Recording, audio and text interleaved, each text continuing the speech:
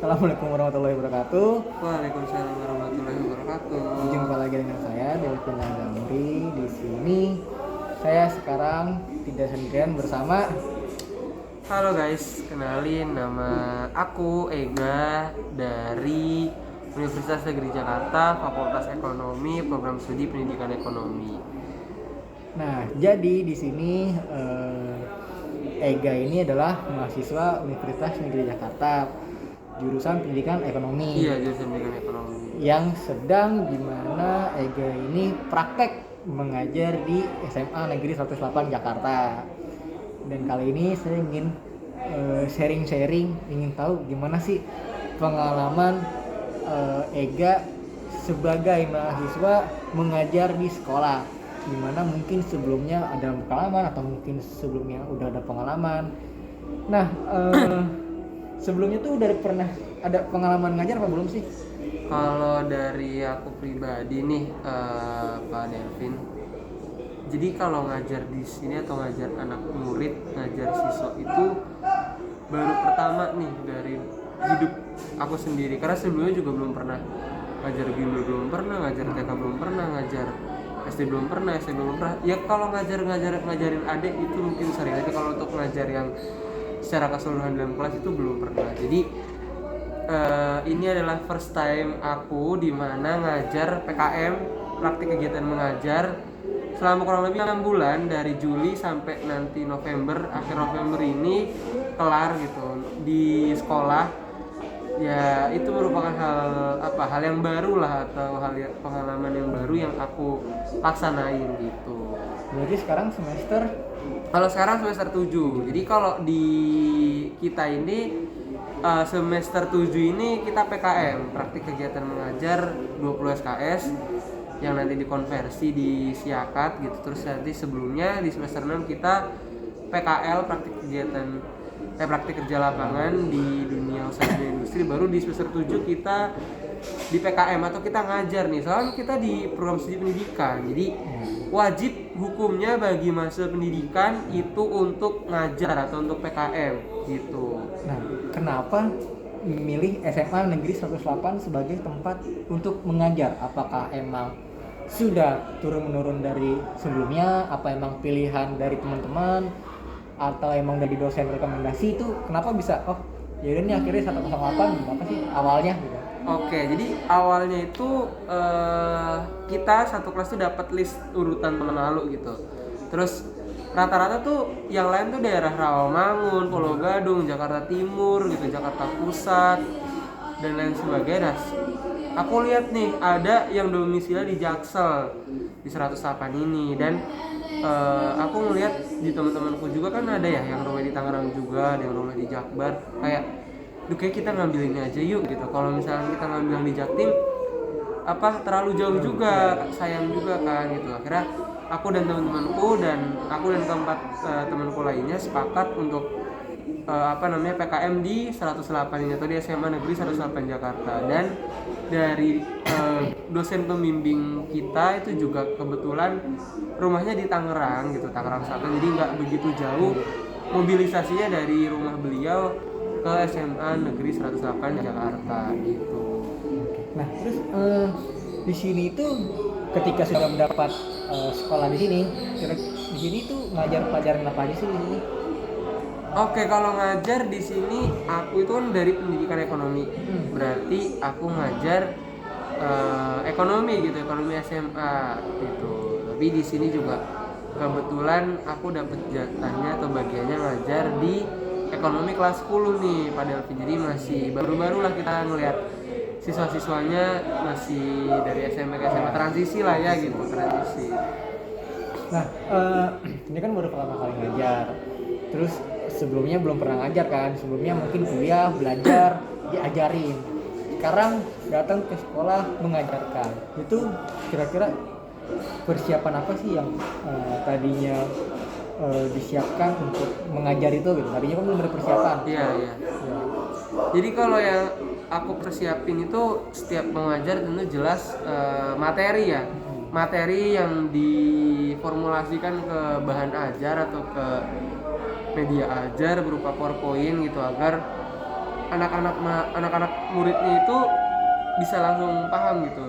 Dan biasa sih aku kalau ngajar, jadi bab materi yang ingin diajarkan itu sehari sebelumnya atau 2 hari sebelumnya itu udah aku kasih di Google Classroom biar siswa-siswanya itu tuh membaca dulu gitu. Jadi sehingga kalau kita ngejelasin mulai di awal kelas ya siswa tuh udah ada sedikit gambaran gitu mengenai apa sih yang mau dipelajarin di hari itu gitu. Jadi yang aku persiapin pertama itu adalah bahan ajar ya gitu.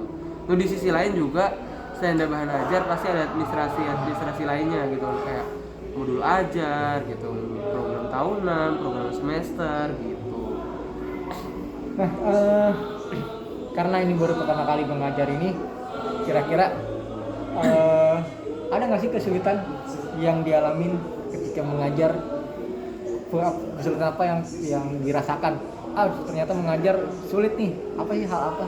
Oke, kalau mengajar sulit mungkin kalau bagi aku tuh yang sulit itu adalah gimana sih cara kita menjadi point center dari mereka atau dari siswa-siswanya. Itu kan siswa banyak ya Pak, itu ada 36 siswa dalam satu kelas, gimana kita seorang diri harus menjadi point center dari mereka, dimana kita harus mengontrol fokusnya mereka gitu, mengontrol diri mereka, mengontrol sikap mereka gitu. Jadi menurut aku yang paling susah adalah mengontrol mereka dalam untuk berfokus gitu pada kita, karena di zaman sekarang tuh anak-anak susah ya untuk fokus ke dalam satu titik. Jadi kayak fokus di gitar main handphone, fokus di gitar ngapain gitu. Jadi untuk kesulitan dalam mengajar yang aku temuin adalah susahnya untuk pengondisian kelas lah gitu. Tapi di sisi lain itu bisa diatasi dengan ice breaking. Kita juga harus pintar-pintar melakukan ya ice breaking lah. Jadi kita jangan monoton hanya belajar, tapi diselingi dengan guyonan-guyonan atau ice breaking ya, kayak gitu sih.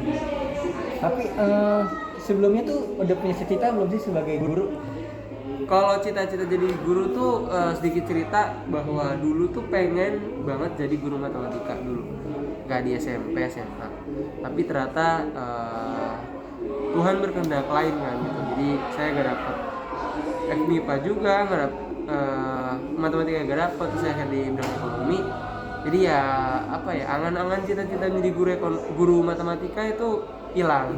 Nah sekarang udah terjun di ekonomi,